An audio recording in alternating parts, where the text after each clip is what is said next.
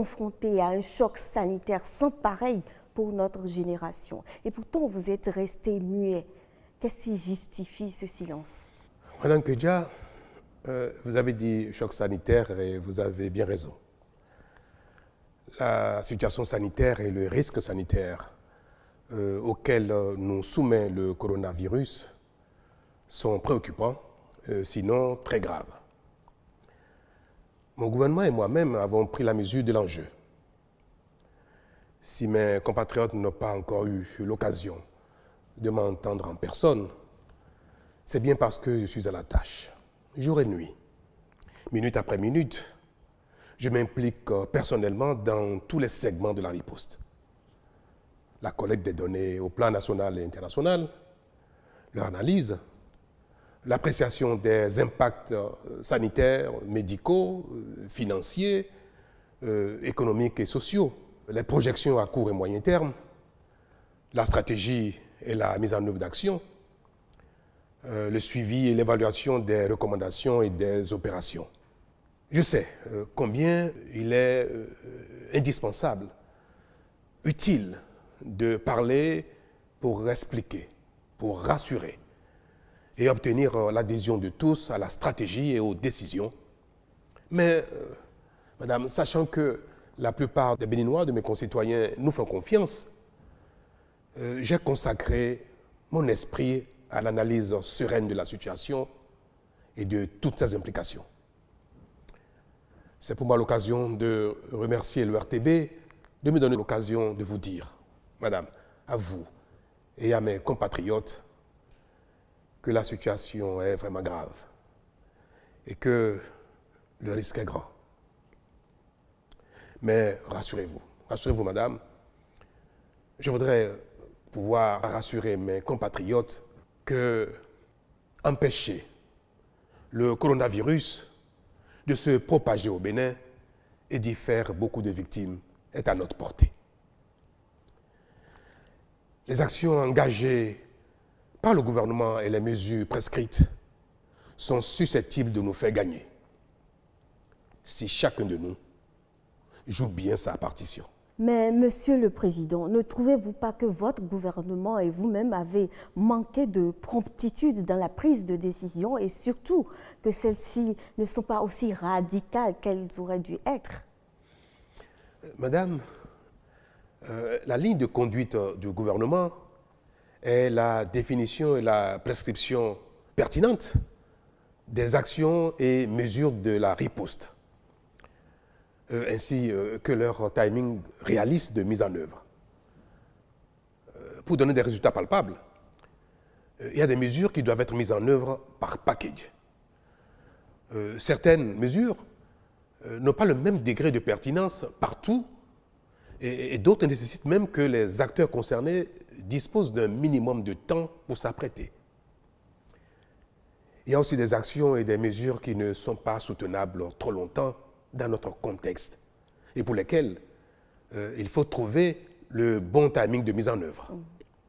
Vous savez, pour accompagner les réductions de mobilité et les confinements, les pays riches débloquent des sommes faramineuses et certains font même recours à des solutions monétaires à peine déguisées, voire la planche à billets, pour prévenir le chaos socio-économique inévitable autrement. Le Bénin, notre pays, à l'instar de la plupart des pays d'Afrique, ne dispose pas de ces moyens. Et si nous ne tenons pas compte de tout cela, nous pourrions, dans notre action, déclencher un chaos qui remettrait même en cause le minimum impératif de la lutte. Il y a également un autre facteur très déterminant que le commun des commentateurs ne peut percevoir, c'est l'après-Covid. Parce que ce combat, nous allons le gagner, forcément.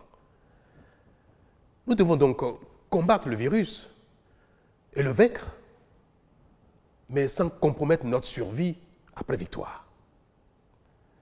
Si nous prenons des mesures qui affament tout le monde à la fois et trop longtemps, elles finiront très vite par être bravées et bafouées sans avoir permis d'atteindre les objectifs. Je vous donne un exemple. Contrairement aux citoyens des pays développés, d'Amérique dont je viens de parler, d'Asie, d'Europe, la grande majorité des Béninois ont un revenu non salarial. Comme des personnes au Bénin ont un salaire mensuel et qui peuvent attendre 2, 3 semaines, 4 semaines, même sans travailler, et vivre des revenus du mois. Combien? Comment peut-on donc, dans un tel contexte, où la plupart de nos concitoyens donnent la popote avec les revenus de la veille, comment donc peut-on décréter sans préavis un confinement général de longue durée? Les mesures que nous venons de prescrire, madame, et qui vont entrer en vigueur dès demain, lundi, nous permettront d'empêcher la propagation du virus à l'intérieur du pays, tout en préservant l'activité économique dans une partie du territoire et en réduisant seulement la mobilité de certains acteurs dans la zone critique. C'est un exercice très difficile qui requiert sérénité, sang-froid et perspicacité. Nous avons pris des mesures, les mesures qui s'imposent, avec un sens de responsabilité et discernement. Nous veillerons donc, sans complaisance, à leur respect par tous. Alors finalement, Monsieur le Président, quelle est votre intime et profonde conviction par rapport à ce qui nous attend à court et à moyen terme? Madame, ce que je voudrais dire à mes compatriotes est que la menace est sérieuse. Elle est grave. Mais que nous avons collectivement les moyens d'y faire face. Notre survie individuelle et collective est entre nos mains. Elle est entre les mains de chacun d'entre nous, pris individuellement. Chacun de mes compatriotes, vous et moi, pris individuellement, est responsable désormais de notre survie. Nous n'avons pas besoin de beaucoup d'intelligence, de beaucoup de moyens, de beaucoup d'imagination. Il nous suffira simplement à chacun de respecter les mesures, les prescriptions qui ont fait leur preuve par ailleurs.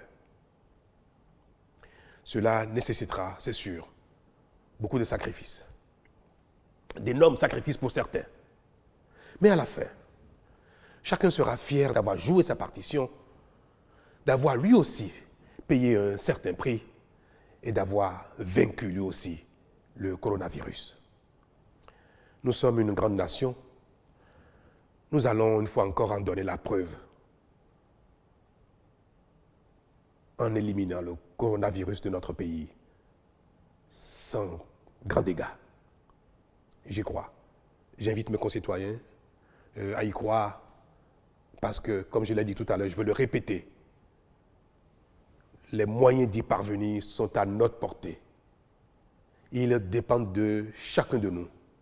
Nous sommes capables chacun de les mettre en œuvre, de les respecter avec juste un peu de volonté, de la discipline et l'envie, la volonté de consentir chacun un peu de sacrifice pour nous, pris ensemble, et pour nous individuellement.